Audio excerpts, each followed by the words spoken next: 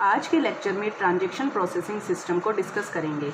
Last lectures में हमने देखा था कि ट्रांजैक्शन क्या होता है। ट्रांजैक्शन एक सेट ऑफ इंस्ट्रक्शंस होते हैं जिसमें जो डेटाबेस में चेंजेस परफॉर्म करने के लिए यूज़ में लिए जाते हैं। अब ट्रांजैक्शन प्रोसेसिंग सिस्टम में हम मल्टीपल ट्रांजैक्शन को डेटाबेस में चेंज करने के लिए किस टाइप से यूज़ में लिया जाता है उस पर डिस्कशन करेंगे। जब डेटाबेस में हम कोई भी चेंजेस परफॉर्म करते हैं या अपडेट करते हैं तो हमेशा हम एक ही ट्रांजैक्शन को रन नहीं करते हैं, मल्टीपल ट्रांजैक्शंस एक साथ रन होते हैं उस टाइम में जब डेटाबेस में कुछ भी अपडेट करना हो। जब उन मल्टीपल ट्रांजैक्शन को हम कैसे यूटिलाइज़ करेंगे, किस टाइप से हम डेटाबेस को कंसिस्टेंट बनाएंगे, इसके लिए अपन शेड्यूल्स के बारे में स्टडी करते हैं। तो सबसे पहले हम देखते हैं कि शेड्यूल्स क्या होते हैं। शेड्यूल्स क्या होते हैं? When several transaction are executing concurrently then the order of transaction of various instruction is known as schedule. इसका क्या मतलब हुआ? जब अपन मल्टीपल ट्रांजैक्शंस को एक साथ रन करते हैं, मल्टीपल मतलब कि जैसे ट्रांजैक्शन अपना टी ट्रांजैक्शन है, जैसे T1 T2 T3 T up to Tn multiple transaction को एक साथ रन कर रहे हैं कॉन्करेंटली। कॉन्करेंटली का मतलब है कि एक ही टाइम में मल्टीपल ट्रांजैक्शंस रन हो रहे हैं।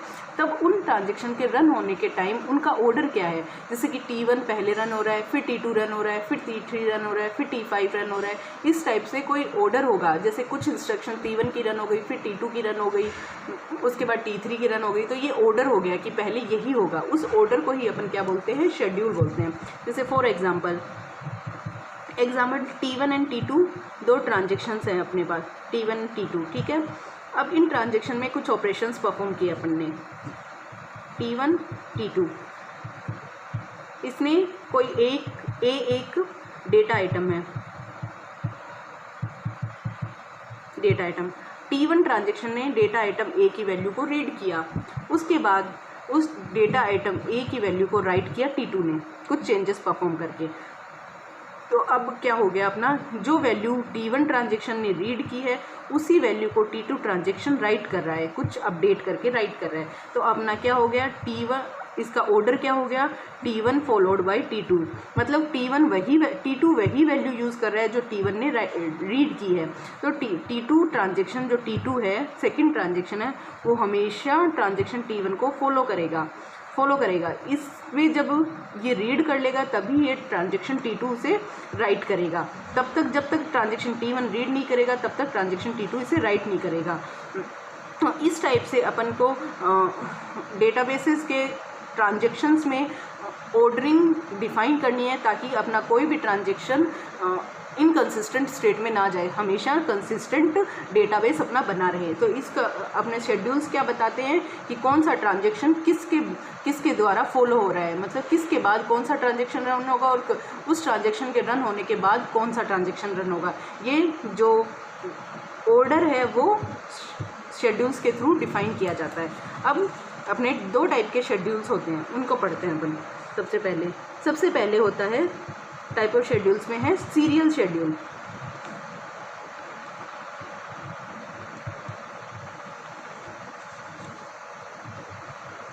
सीरियल शेड्यूल नाम से ही पता चल रहा है कि वो सीरियली एग्जीक्यूट होगा, मतलब उसमें कॉन्करेंसी नहीं होगी, मतलब कि मल्टीपल टाइप एक ही ट्रांजैक्शन एक बार में रन होगा, फिर दूसरा ट्रांजैक्शन रन होगा, इंटरलिविंग थिंग्स नहीं हैपन होंगी। तो सीरियल शेड्यूल की डेफिनेशन क्या होगी? Serial schedule does not interleave the operation of different transactions.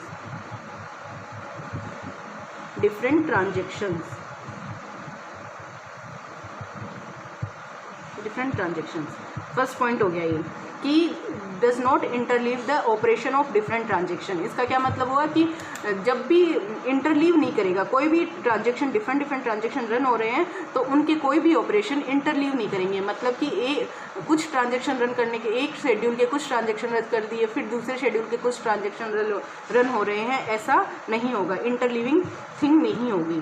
सो जब ये इंटरलीव ही नहीं होगा, कॉन्करेंसी नहीं आएगी, तब क्या होगा, ये हमेशा always ensure consistent state consistent state, मतलब जब भी कोई शेड्यूल सीरियल शेड्यूल होगा वो शेड्यूल हमेशा कंसिस्टेंट स्टेट में रहेगा। अब ये अपन एग्जाम्पल के थ्रू देखते हैं। एक एग्जाम्पल लिया अपन ने जिसमें एक data item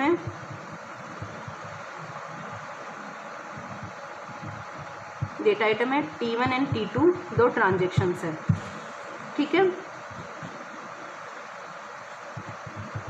first T1 transaction run हो रहा है। T1 ट्रांजेक्शन ने रीड की ए की वैल्यू को, ए की वैल्यू अपन ने डेटा आइटम है उसमें 100 है वैल्यू। ए ने क्या किया, ए की में 50 ऐड किया और राइट कर दिया, ठीक है। फिर T2 ट्रांजेक्शन रन हुआ। T2 ट्रांजेक्शन ने क्या किया, सबसे पहले रीड किया ए की वैल्यू को। अब ए की वैल्यू यहाँ क्या रीड कर ली उसने, फिर इसने भी ट्रांजेक्शन में a + 100 किया, देन राइट कर दी। ये कोई ट्रांजेक्शन रन हुआ।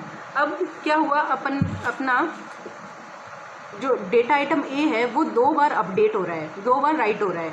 2 बार राइट हो रहा है मतलब 2 बार उसकी वैल्यूज़ में चेंजेस परफॉर्म हो रहे हैं। सबसे पहले अपन ने 50 ऐड किया, फिर 100 ऐड किया, मतलब कि टोटल अपना डेटा आइटम जो हमें आना चाहिए कंसिस्टेंट स्टेट में वो टोटली आना चाहिए 250। 250 जब डेटा आइटम आ जाएगा तब ये कंसिस्टेंट स्टेट में होगा। तो जब भी कोई शेड्यूल सीरियल शेड्यूल होगा तो शेड्यूल क्या होता है, या तो T1 ट्रांजेक्शन T2 को फॉलो करेगा या T2 ट्रांजेक्शन T1 को फॉलो करेगा। और जब अब अपन ने जो ये ट्रांजेक्शन लिखा है इसमें क्या कर रहे हैं, सबसे पहले T1 को कम्प्लीटली रन किया, फिर T2 को कम्प्लीटली रन किया है। तो ये क्या हो गया, T1 फॉलोड बाय T2, मतलब कि पहले T1 में ऑपरेशन परफॉर्म होने के बाद T2 में ऑपरेशन स्टार्ट होंगे। तो अब देखो ये शेड्यूल एक कंसिस्टेंट शेड्यूल है या नहीं, ये अपन को वैल्यू 250 दे रहा है या नहीं, देखते हैं। रीड किया, रीड करने पे 100 आया, 100 में एक वैल्यू को अपडेट किया, a = a + 50, a + 50 में क्या हो गया 150, 150 की वैल्यू राइट कर दी, ठीक है। अब a की वैल्यू कितनी हो चुकी है, a में 100 था लॉग फाइल में, लॉग रिकॉर्ड में 100 था, 100 अब कितना हो चुका है 150 हो गया है। 150 अब जब 150 हो गया और ट्रांजेक्शन चल रहा है, कमिट हो गया ऑपरेशन, उसके बाद कमिट होने के बाद T2 ट्रांजेक्शन आया। T2 ट्रांजेक्शन ने रीड की ए की वैल्यू कितनी रीड हो गई अब 150। 150 में 100 ऐड किया तो कितना आ गया 250, तो इसने राइट क्या कर दी 250 वैल्यू राइट कर दी। अब अपना ट्रांजेक्शन कंप्लीट हो चुका है, कमिट हो चुका है। कमिट होने के बाद डेटाबेस में क्या वैल्यू बच रही है 250, और होनी कितनी चाहिए 250, मतलब कि ये कंसिस्टेंट स्टेट में है। मतलब जब transaction T1 followed by T2 होगा तो ये किस स्टेट में होगा, कंसिस्टेंट स्टेट में होगा। इसी टाइप से अपन दूसरा भी दे सकते हैं कि T2 ट्रांजेक्शन T1 ट्रांजेक्शन को फॉलो कर रहा है, तो उसमें क्या होगा T1 है एंड T2 है, दो ट्रांजेक्शन्स हैं। सबसे पहले T2 फॉलो करेगा तो मतलब पहले T2 के ट्रांजेक्शन्स रन होंगे, ये वाले ट्रांजेक्शन्स को पहले रन कर देते हैं, a + 100। फिर जब ये कमिट ऑपरेशन हो गया इसमें commit, then T1 transaction run हो रहा है। T1 में भी रीड करेगा value a = a + 50, then write करेगा a की वैल्यू, देन कमिट हो जाएगा। ये कमिट होने के ये क्या ट्रांजेक्शन क्या है T2 followed by T1, T2 followed by T1, हाँ T2 फॉलोड बाय T1 कैसे हुआ, पहले T2 ट्रांजेक्शन रन हो रहा है फिर T1 ट्रांजेक्शन रन हो रहा है, तो ये ट्रांजेक्शन क्या होगा T2 followed by T1। Okay, अब इसमें देखते हैं कि ये कंसिस्टेंट है या नहीं।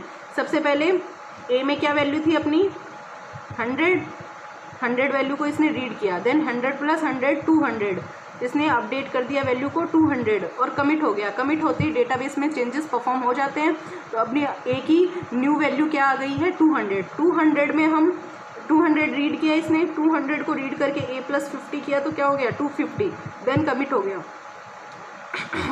कमिट होने के बाद हम ट्रांजेक्शन को डेटाबेस में एग्जीक्यूट कर देंगे या अपडेट कर देंगे। 250 अपडेट हो गया, 250 ये है और 250 ही अपनी रिक्वायर्ड वैल्यू थी, मतलब कि ये कंसिस्टेंट स्टेट में है। जब भी ट्रांजेक्शन को हम इंटरलीव्ड ना करके जब हम सीरियली एग्जीक्यूट करते हैं, चाहे कोई भी ऑर्डर में करो, T1 फॉलोड बाई T2 में करो या T2 फॉलोड बाई T1 में करें, always they ensure consistent state, हमेशा करेक्ट रिजल्ट देंगे, कंसिस्टेंट स्टेट में होंगे। सो ये किस टाइप का शेड्यूल है? ये है सीरियल शेड्यूल। देन अपन देखते हैं, ये हो गया T1 फॉलोड बाई T2, ये हो गया T2 फॉलोड बाई T1। दोनों ही स्टेट में ये क्या है? कंसिस्टेंट शेड्यूल्स हैं, और ये दोनों शेड्यूल्स को अपन क्या कहेंगे? Serial schedule. अब अपन देखते हैं सेकंड है कॉन्करेंट शेड्यूल या non serial schedule. Non serial schedule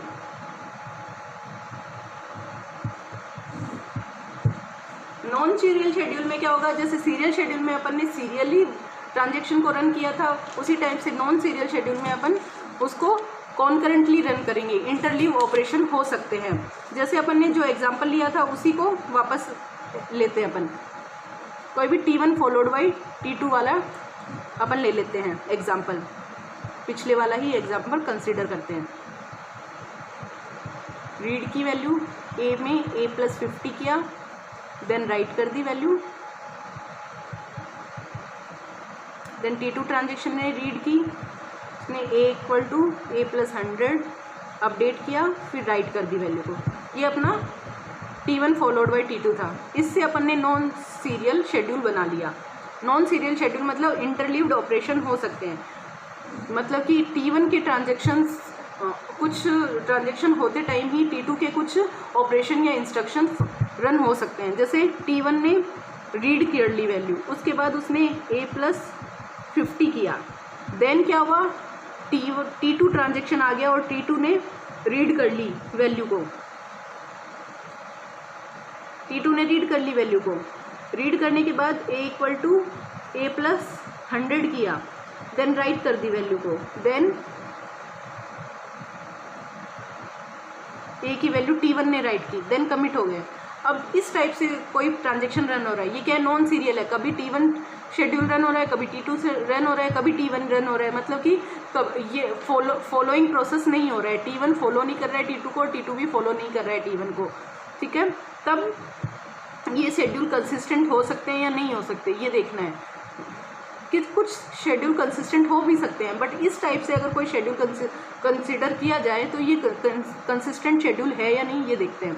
read किया अपन ने, A की वैल्यू कितनी थी? 100, रीड किया 100 हो गया, A+50 150 हो गया, बट ये वैल्यू अपन ने अभी तक राइट नहीं की है। अब जब ये वैल्यू राइट नहीं की और T2 ट्रांजेक्शन ने रीड की, तो डेटाबेस में कितनी वैल्यू है? 100 वैल्यू है, तो ये क्या करेगा? 100 को ही रीड करेगा। 100 को रीड करने के बाद इसने 100 ऐड किया, ये 200 आ गया, 200 को इसने राइट कर दिया डेटाबेस में। इसने डेटाबेस में कितना कर दिया? 200 राइट कर दिया। लेकिन जब ये T1 स्टेट में है, T1 ने क्या कर रखा था?